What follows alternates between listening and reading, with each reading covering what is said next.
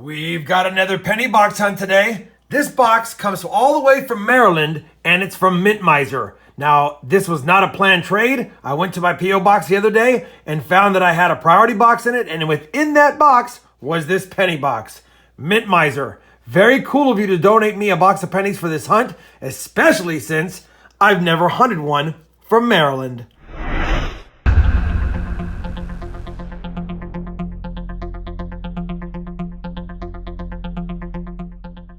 Hey everybody, it's Rob with RobFindsTreasure, and that's right, we've got a Maryland State penny box to hunt today.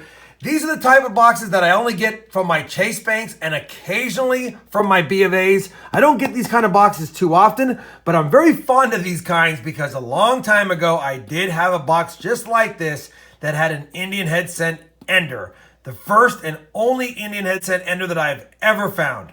Now, not going to get way ahead of myself. I'm just happy to have a Maryland State penny box because it is another box that I have not hunted from a different state. Took a peek inside here. Looks like we got a nice mix of circulated scents, both newer shield scent designs and memorial designs. Hopefully, we've got some wheat scent designs in there as well. Now, you guys know the drill. When I do my penny box hunts, I not only look for Indian Head scents, proofs, foreigns, any Wheaties, but also any other varieties we can find.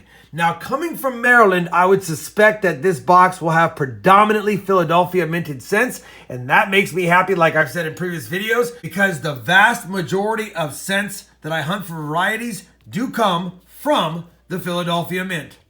I'm excited to get into this box, so let's get right into it. I will bring you guys in on my first find, if and when we have one. Well, it took 9 rolls to get our first find, but we're going to have one. Although it's not a wheat scent, it's a Canadian scent. And this Canadian scent is from 2001.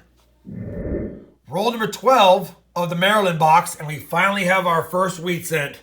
I could see it peeking out. Reverse facing. 1938 Philly. Finally got a wheat scent, and it's in the 30s. Very next roll, roll 13, and about the third coin in, we've got another wheat scent. This one, 1946 Philly. Roll 15, Canadian scent number 2, 1997. Roll number 17, wheat scent number 3, 1951 Denver. Same roll, and at the back of the roll, almost an ender, a 1957 Philly. Wheat scent number 4. Roll number 20 of the box, and we have our third Canadian now, and this is from 1981. Roll 21 is going to yield our 5th wheat scent, and it doesn't look too bad by the reverse. Pretty good detail. 57D, but it's ugly on the obverse. Roll 24 is going to produce Canadian number 4. Now only one behind the wheat scents for the lead, and that's a 1970. Just grabbed roll number 31 out of this Maryland box, and when I flip the roll around, I see we have a 1942 wheat scent ender. That'll make wheat scent number 6 of the hunt, unless there's some frienders. Well, that wheat scent ender is a good sign because I opened the roll and pushed it down to see if there's any quick frienders that I could spot, and we've got that 42 here, a wheat back there, and I spied a 45 there. So 3 wheat scents in one roll after only having 5 through 30 rolls. Let's go ahead and just identify them to make sure. 1942 Philadelphia. The wheat back reverse is another 1957, I believe. No, 1950.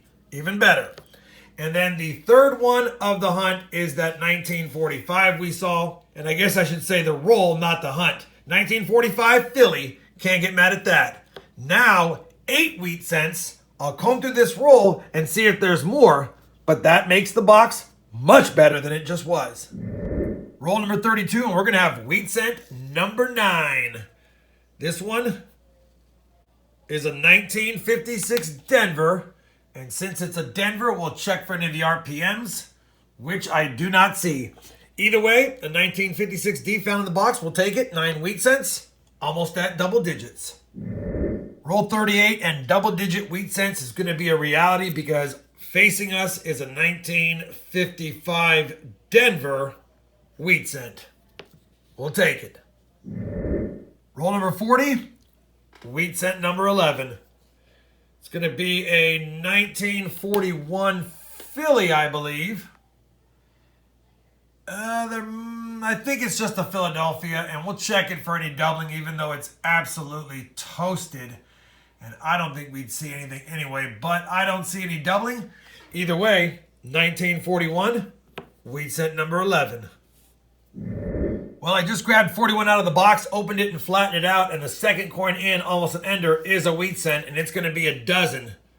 Let's take a look at the obverse. 1950, Philadelphia. Same roll into the back of the roll, and we've got another wheat cent. And that's going to make a toned 1955p in decent shape. We'll check it for the DDO. And it is not the DDO, at least not the major DDO. And it's not even the minor DDO. Either way, that's a baker's dozen, 13 wheat cents in the box. Roll 45 is going to produce a 1945 facing us from Philly. Same roll on the 15th wheat cent of the box is going to be a 1940 Philadelphia. Second oldest. Only one from the 30s though, but 15 wheat cents. Roll 47, wheat cent number 16, a 1953 Philly. We'll take it. Roll 48, wheat cent number 17 is reverse facing this time, and it's a 1944 Philly.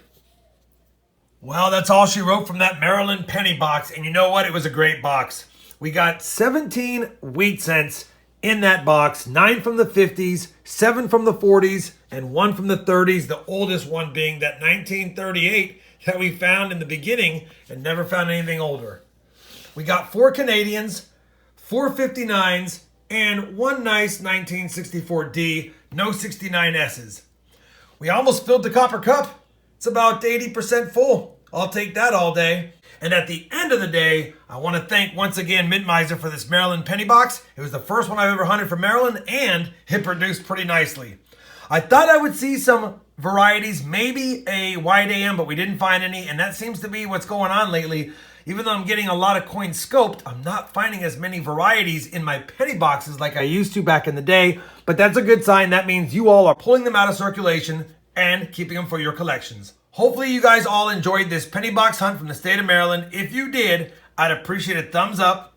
And as always, everyone, happy hunting and thanks for watching.